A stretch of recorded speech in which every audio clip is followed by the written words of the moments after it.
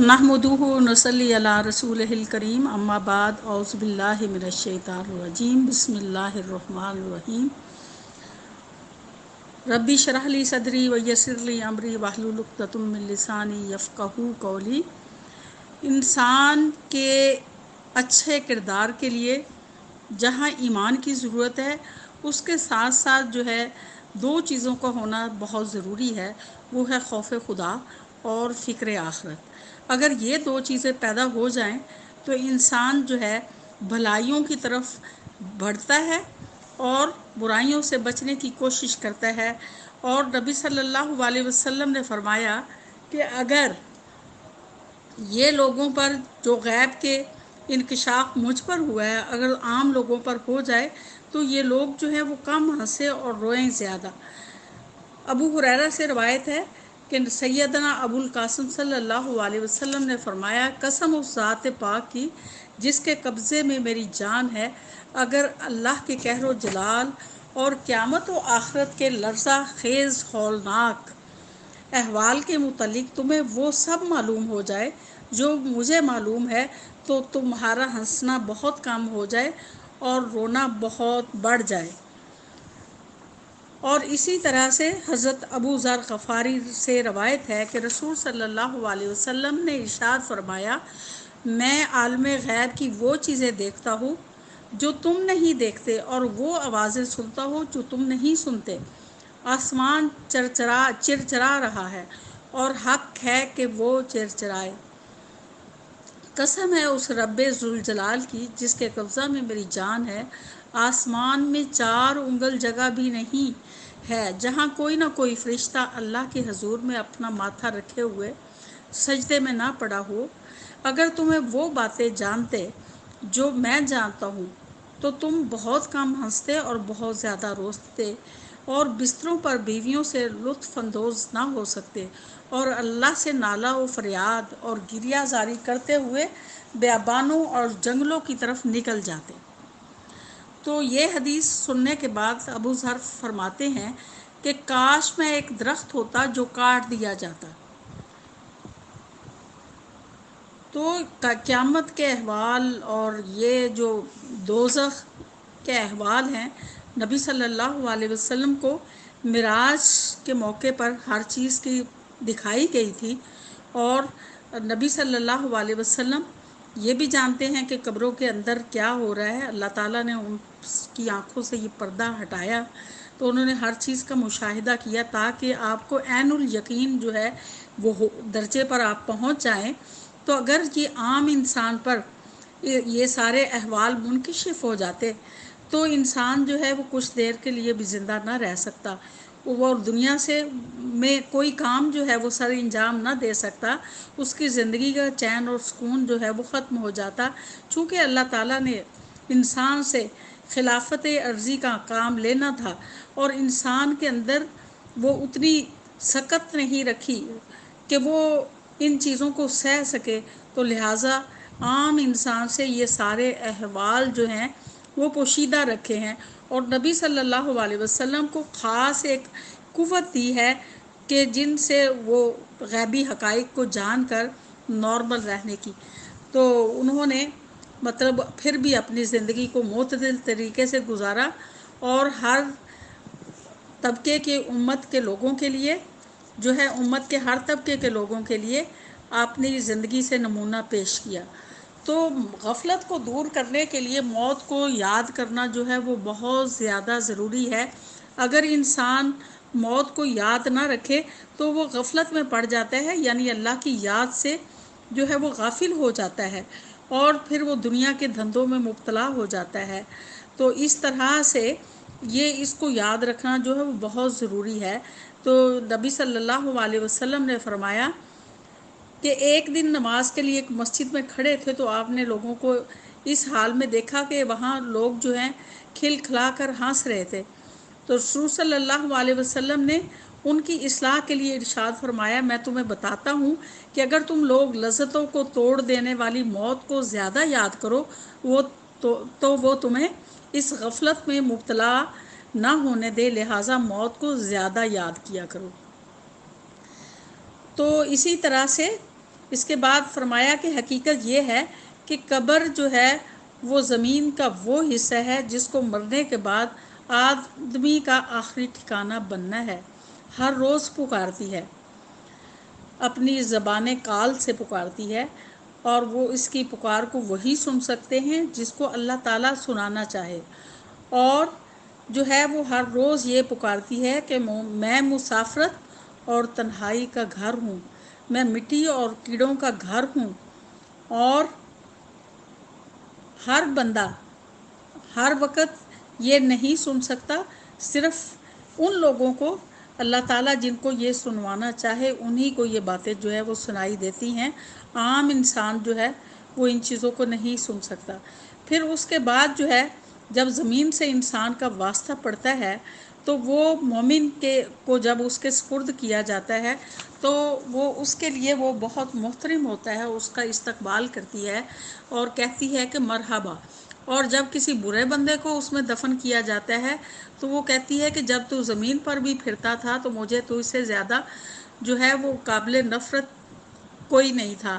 تو لہٰذا اب تو میرے پاس آ گئی ہے، نیک بندے سے کہتی ہے، تو میں تمہاری ایسی مہمانی کو کروں گی کہ تم اس کو یاد رکھو گے۔ اور اسی طرح سے کوئی برا بندہ دفن کیا جاتا ہے تو وہ کہتی ہے کہ اب تو دیکھنا کہ میں تیرے ساتھ کیا کرتی ہوں، تو پھر وہ انسان کو اس طرح سے بھیجتی ہے کہ اس کی پسلیاں جو ہیں وہ ادھر سے ادھر ہو جاتی ہیں۔ تو ابو سعید خدری جو ہیں وہ بیان کرتے ہیں کہ حضور صلی اللہ علیہ وسلم نے اپنے ہاتھ کی انگلیاں ایک دوسرے میں ڈال کر ہم کو یہ نقشہ جو ہے وہ دکھایا۔ تو اس طرح سے پھر اس کے بعد آپ نے فرمایا کہ اس پر 70 اژدھے جو ہیں مسلط کر دیے جاتے ہیں، یعنی جو برا آدمی ہوتا ہے، جس میں سے اگر ایک زمین پہ پھینکا جائے، پھنکار مارے، تو رہتی دنیا تک وہ زمین کو کوئی سبزہ نہ اگا سکے گی۔ پھر یہ اژدھے اسے برابر کاٹتے اور نوچتے رہیں گے یہاں تک کہ قیامت اور حشر کے بعد وہ حساب کے مقام تک پہنچا دیا جائے گا۔ تو اسی طرح پھر ابو سعید خدری بیان کرتے ہیں کہ حضور صلی اللہ علیہ وسلم نے فرمایا کہ اس کے سوا کچھ نہیں کہ قبر یا تو جنت کے باغیچوں میں سے ایک باغیچہ ہے یا دوزخ کے خندقوں میں سے ایک خندق ہے۔ تو یعنی کہ جہاں جو ہم نے یہاں اعمال کرنے ہیں اس کے مطابق یا تو قبر ہمارے لیے نیک اعمال صالح کریں گے اور آخرت کا خیال ہمیں ہمیشہ رہے گا، اور اللہ کا خوف ہمارے دل میں رکھ کر ہم جو بھی کام سر انجام دیں گے، چاہے وہ نیکی چھوٹی چھوٹی نیکیاں ہی کیوں نہ ہوں، اگر ہم نے ان کو اللہ کی رضا کی خاطر کیا ہوگا تو اللہ ہمارے اجر کو ضائع کرنے والا نہیں ہے، اللہ تعالیٰ اس کو کئی گنا بڑھا چڑھا کر عطا فرماتا ہے۔ تو اگر وہ پھر ہماری قبر جو ہے وہ جنت کا باغیچہ بن جائے گی، اور اگر برے کام کرتے ہوئے غفلت میں زندگی گزاری تو وہی قبر جو ہے ہمارے لیے جو ہے وہ عذاب کا باعث ہوگی، جہنم سے کھڑکی کھول دی جائے گی اور وہ قیامت تک عذاب جو ہے ہمارے اوپر مسلط کر دیا جائے گا، اور اس کے بعد پتہ چلے گا کہ حساب ہونے کے بعد پھر ہم نے کہاں پہنچنا ہے۔ حدیث ہے، حضرت ابی بن کعب رضی اللہ عنہ سے روایت ہے، رسول صلی اللہ علیہ وسلم کا معمول تھا کہ جب 2/3 رات گزر جاتی تو آپ اٹھتے اور فرماتے، اے لوگو، اللہ کو یاد کرو، اللہ کو یاد کرو، قریب آ گیا ہے ہلا ڈالنے والا قیامت کا بھونچال، اور دوسرا نفخہ موت اس سب احوال کے ساتھ سر پر آ چکی ہے جو اس کے ساتھ آتے ہیں، موت اپنے متعلقات اور مضمرات کے ساتھ سر پر آ چکی ہے۔ اگر خدا کا خوف رکھیں گے اور فکر آخرت کریں گے تو پھر ایسے لوگ جو ہیں وہ کامیاب ہونے والے ہیں۔ حضرت ابو ہریرہ رضی اللہ عنہ سے روایت ہے کہ رسول صلی اللہ علیہ وسلم نے ارشاد فرمایا، جو شخص ڈرتا ہے اور وہ شروع رات میں چل دیتا ہے، اور جو شروع رات میں چل دیتا ہے وہ عافیت کے ساتھ اپنی منزل پر پہنچ جاتا ہے۔ یاد رکھو، اللہ کا سودا سستا نہیں، بہت مہنگا اور بہت قیمتی ہے۔ یاد رکھو، اللہ کا وہ سودا جنت ہے، تو جنت جو ہے وہ انسان کو اس طرح سے نہیں مل جانی کہ یہ بہت مہنگا سودا ہے، کہ اس کے بدلے میں قرآن پاک میں آتے ہیں کہ مومنوں سے اللہ تعالیٰ نے ان کی نفسوں، ان کی جانوں اور مالوں کے بدلے میں اللہ نے ان کو خرید لیا ہے کہ ان کے لیے جنت ہے۔ کہ قرآن پاک میں ان اللہ اشترا من المؤمنین انفسہم واموالہم بان لہم الجنت، کہ بے شک اللہ تعالیٰ نے مومنین کو ان کے نفسوں کو اور ان کی جانوں کو اس بدلے میں خرید لیا ہے، ان کے مالوں کو اس بدلے میں خرید لیا ہے کہ ان کے لیے جنت ہے۔ تو جب ان کے مال اور نفس خرید لیے گئے ہیں تو پھر انہیں اپنے نفسوں پر کوئی اختیار نہیں رہتا کہ وہ انہوں نے جو کام کرنے ہیں وہ رضائے الہی کے تحت کرنے ہیں، اور اپنے مال کو خرچ کرنا ہے تو وہ بھی اللہ کی خاطر کرنا ہے، اور اپنی جان کو بھی اللہ کی راہ میں لگا دینا ہے، پھر اسے جنت ملے گی۔ جنت جو ہے وہ ملنا آسان نہیں ہے، اس کے لیے جان کی قربانی بھی دینی پڑتی ہے اور مال کی قربانی بھی دینے پڑتی ہے۔ اور سمجھدار لوگ وہ ہوتے ہیں جو کہ موت اور آخرت کی تیاری کرنے والے ہیں، ان کو حدیثوں میں سمجھدار لوگ بولا گیا ہے۔ سمجھدار وہ نہیں ہوتے کہ جو دنیا کا ساز و سامان اکٹھا کریں یا دنیا کے مال میں بڑھ چڑھ کر ایک دوسرے کے آگے کوشش کریں بڑھنے چڑھنے کی، اور دنیا کی سائشیں اور زینتیں گھر میں سجانے کے لیے اس میں زیادہ سلیقہ رکھنے والے ہوں تو سمجھیں کہ وہ سمجھدار ہیں، یا اپنی دنیاوی بچوں کی تعلیم و تربیت کے لیے بہت کوشش کرتے ہوں تو سمجھے، یا انہوں نے مستقبل کے لیے مال جوڑ لیا ہے تو وہ سمجھے کہ وہ سمجھدار ہیں۔ ایسے لوگ سمجھدار نہیں ہیں، بلکہ اللہ کے رسول نے فرمایا کہ پوچھا کسی شخص نے کہ اے اللہ کے پیغمبر بتائیے کہ آدمیوں میں سے کون سا زیادہ ہوشیار اور دور اندیش ہے؟ آپ صلی اللہ علیہ وسلم نے ارشاد فرمایا وہ جو موت کو زیادہ یاد کرتا ہے اور موت کے لیے زیادہ تیاری کرتا ہے۔ جو لوگ ایسے ہیں وہی دانش مند اور ہوشیار ہیں، انہوں نے دنیا کی عزت بھی حاصل کی اور آخرت کا اعزاز بھی حاصل کر لیا۔ تو سمجھدار وہی لوگ ہیں جو کہ یہاں کی عارضی زندگی کو چھوڑ کر پائیدار چیز جو ہمیشہ کی رہنے والی چیز ہے اس کے لیے انسان کوشش کرے۔ کیونکہ جب انسان بازار میں جاتا ہے کوئی چیز خریدنے کی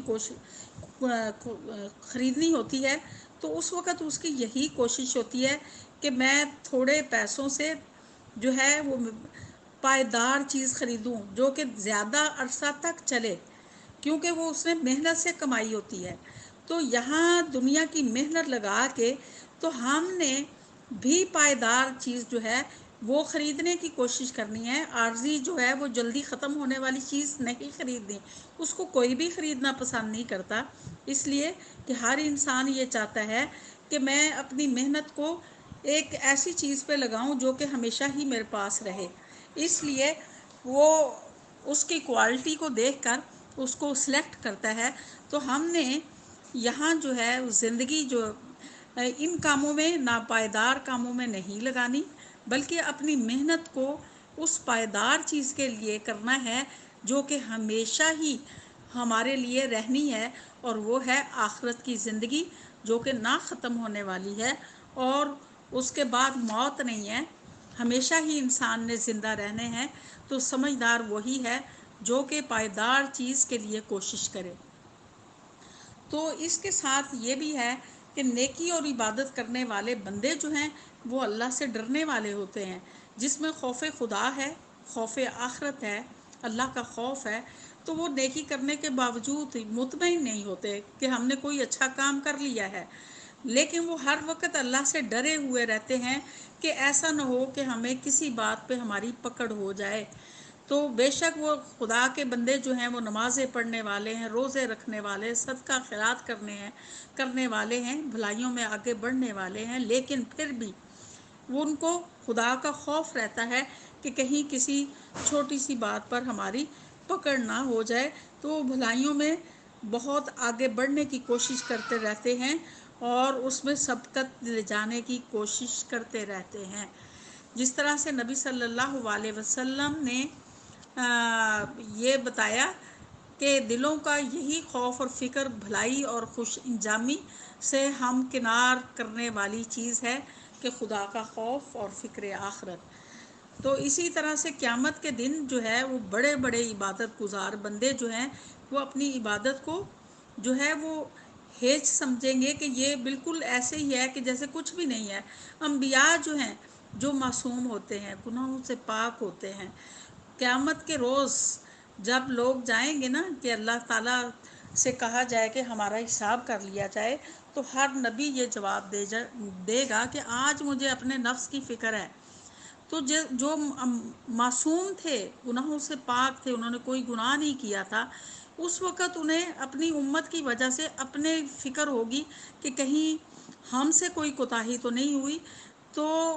عام بندے کا کیا حال ہوگا کہ تمام باتیں جو ہیں اللہ کے سامنے جو ہیں وہ کچھ بھی نہیں ہوگی۔ وہ یہی سمجھے گے کہ یہ تو کچھ بھی نہیں ہے۔ جو قیامت کا منظر دیکھیں گے تو ہر بندے کو یہی فکر ہوگی کہ اللہ اپنی رحمت سے ہمیں بخش دے۔ تو نبی صلی اللہ علیہ وسلم فرماتے ہیں کہ میں بھی یہی ہے کہ میں بھی اللہ کی رحمت سے بخشا جاؤں گا۔ تو اسی طرح سے جو قیامت کے دن جو ہیں معمولی سمجھنے جانے والے گناہ جو ہیں ان کی بھی باز پرس ہوگی۔ انسان جو ہے وہ چھوٹی چھوٹی غلطیاں جو خطائیں کرتا ہے اس سے بری الذمہ نہیں ہو سکتا۔ اللہ تعالیٰ اس کی بھی جواب طلبی کرنا چاہے گا تو اس سے بھی کوئی جو ہے وہ بخشش نہیں ہو سکتی جب تک اس کا جواب ہم نہیں دیں گے۔ تو جس طرح سے احادیث سے ہمیں پتہ چلتا ہے کہ ایک کلی تھا، تقویٰ کے باب میں ہم پڑھا کہ ایک کلی تھا، تو وہ لوگوں کا سامان اٹھایا کرتا تھا اور اس نے ایک تنکا توڑ کر اپنا دانت جو ہے وہ صاف کر لیا تھا، اندر سے کچھ نکال لیا۔ تو وہ کہتا ہے کہ آج تک مجھ سے وہی حساب پوچھا جا رہا ہے۔ تو اگر اللہ پکڑنا چاہے تو وہ چھوٹی چیز پہ بھی پکڑ لیتا ہے، اور اگر وہ معاف کرنا چاہے تو بڑے بڑے گناہوں کو بھی معاف کر دیتا ہے، کیونکہ اللہ تعالیٰ جو ہے وہ اختیار رکھنے والا ہے۔ من ذا الذی یشفع عندہ الا باذنہ، کہ اس کے اذن کے بغیر اس کے پاس کوئی سفارش کرنے والا نہیں ہے۔ اللہ تعالیٰ جو ہے جس کو چاہے گا معاف کر دے گا، جس کو چاہے گا پکڑ لے گا، اس سے چھڑوانے والا پھر کوئی نہیں ہوگا۔ تو گناہوں کی سزا جو ہے وہ بھگت کے انسان جو ہے آخر کار مومن جو ہے وہ جہنم سے نکال لیا جائے گا۔ تو یہ کوئی آسان کام نہیں ہے کہ اللہ کا عذاب سہنا۔ یہاں کی تپش جو ہے چولہے کی تپش جو کہ بہت ہلکی سی ہوتی ہے، وہاں ہاتھ لگ جائے تو ہم وہ تکلیف برداشت نہیں کر سکتے۔ تو جہنم کی آگ کا تو کوئی مثال ہی کوئی نہیں ہے، تو وہ ہم تھوڑی دیر کے لیے بھی نہیں سہ سکتے۔ تو اس میں گرتے ہی انسان کوئلہ ہو جائے گا، اور اس کے بعد جو ہے اس کو نئی جلد اور گوشت کو اس پہ نہا کے دوبارہ زندہ کیا جائے گا، پھر دوبارہ اس میں جلا دیا جائے گا، اور اس طرح پتہ نہیں کتنے سالوں تک جو ہے وہ جلتا رہے گا، اور پھر جب اللہ تعالیٰ کی رحمت ہوگی تو اس کو نکالا جائے گا۔ تو کوئی جہنم کا عذاب سہنا جو ہے انسان کہے کہ آخر کار میں نے جنت میں چلے جانا ہے، تو تھوڑی دیر کا عذاب بھی اللہ کا نہیں سہ سکتے۔ ایک دفعہ ایک شخص تھا نبی صلی اللہ علیہ وسلم کے زمانے میں، تو وہ سوکھ کر جو ہے بالکل چوسا بن گیا تھا۔ نبی صلی اللہ علیہ وسلم اس کی عیادت کے لیے گئے، تو آپ نے پوچھا کہ آپ کیا دعا کرتے ہو؟ اس نے کہا کہ میں یہ دعا کرتا ہوں کہ اللہ تعالیٰ مجھے آخرت جو عذاب دینا ہے یہاں دے دے، آخرت میں مجھے عذاب سے بچا لینا۔ تو نبی صلی اللہ علیہ وسلم نے فرمایا کہ کیا تم اللہ کے عذاب سہنے کے قابل ہو؟ اس طرح سے دعا نہیں کرنی ہوتی کہ اللہ تعالیٰ ہمیں اس دنیا میں دے دے عذاب تو آخرت میں بچا لینا۔ نہیں، ہمیں دعا سکھائی گئی ہے، ربنا آتنا فی الدنیا حسنۃ وفی الآخرۃ حسنۃ وقنا عذاب النار وقنا عذاب القبر وقنا عذاب الحشر وقنا عذاب المیزان۔ ہم نے جو ہے اللہ کے عذاب سے بھی پناہ مانگنی ہے، حشر کے عذاب سے بھی پناہ مانگنی ہے، اور قبر کے عذاب سے بھی پناہ مانگنی ہے۔ تو اللہ تعالیٰ جو ہے وہ معاف کرنے والا ہے۔ اللہ تعالیٰ اگر کسی مومن کے دل میں تھوڑا سا بھی ایمان ہوگا تو رائی کے دانے کے برابر بھی ہوگا، لیکن آخر کار وہ جہنم سے نکال لیا جائے گا۔ لیکن آپ سوچیں کہ اتنی دیر انسان کیا کرے گا، جہنم کا عذاب سہنے کے قابل نہیں ہے۔ تو اللہ انسان کے جو ہے وہ اللہ کے خوف سے جسم کے رونگٹے کھڑے ہو جاتے ہیں. جو اللہ کا خوف رکھنے والے ہیں وہ اس ہیبت کو نہیں سہ سکتے. نبی صلی اللہ علیہ وسلم فرماتے ہیں کہ جب اللہ تعالیٰ کے خوف اور اس کی ہیبت سے کسی بندہ کے رونگٹے کھڑے ہوتے ہیں تو اس وقت اس کے گناہ ایسے جھڑتے ہیں جیسے کسی پرانے سوکھے درخت کے پتے جھڑتے ہیں. تو ہمیں اپنے اندر اللہ کا خوف پیدا کرنا ہے. اللہ کے خوف کے تحت ہم کوئی برائی چھوڑ دیتے ہیں تو اللہ نے اس کا بہت اجر رکھا ہوا ہے. اللہ تعالیٰ جو ہے وہ کسی کے جو آنسو اللہ کے خوف کی وجہ سے نکلتے ہیں تو اس پر اللہ تعالیٰ جو ہے اس کی اتنی برکت ہے کہ اللہ تعالیٰ جو ہے اس کو پر دوزخ کی آگ جو ہے وہ حرام کر دے گا. حضرت عبداللہ بن مسعود سے روایت ہے کہ رسول صلی اللہ علیہ وسلم نے ارشاد فرمایا اللہ کے خوف اور ہیبت سے جس بندہ مومن کی آنکھوں سے کچھ آنسو نکلیں اگرچہ وہ مقدار میں بہت کم مثلا مکھی کے سر کے برابر پھر وہ آنسو بہہ کر اس کے چہرے پر پہنچ جائیں تو اللہ تعالیٰ اس چہرہ کو آتش دوزخ کے لیے حرام کر دے گا. اگر ہم اللہ کے خوف سے روتے ہیں تو اللہ تعالیٰ وہ ہمارے آنسوؤں کی بہت قدر کرنے والا ہے اور اللہ تعالیٰ اس ایسے بندے پر دوزخ کی آگ کو حرام کر دیتا ہے. تو خوف خدا جو ہے وہ اصل میں تقوی جو ہے اس کے معیار ہے کہ خوف خدا جو ہے وہ تقوی کا معیار ہے اور اللہ کے قرب کا ذریعہ ہے. اگر ہم اللہ کا خوف رکھتے ہیں تو ہم ہمیشہ برے کاموں سے بچیں گے اور اچھے کام کریں گے. اللہ تعالیٰ جو ہے ہمیں توفیق دے کہ ہم اپنے اندر خوف خدا کو پیدا کریں اور خوف خدا کے تحت سارے معاملات اپنے کریں اللہ کی خاطر. اگر ہم اپنے گھر والوں کے ساتھ اچھا برتاؤ کرتے ہیں اللہ کی رضا کی خاطر اس کا بھی اجر ہے. رشتہ داروں کے ساتھ اللہ کی رضا کی خاطر ملتے ہیں وہ اس کا بھی اجر ہے. اور دوسرے مسلمانوں کے ساتھ اللہ کی رضا کی خاطر جو بھی ہم بھلائی کرتے ہیں ان سب چیزوں کا بہت اجر ہے. اس کو صدقہ کہا گیا ہے کہ انسان جو ہے جیسے ہی صبح کرتا ہے اس پر صدقہ واجب ہو جاتا ہے. اگر وہ کسی کے ساتھ جو ہے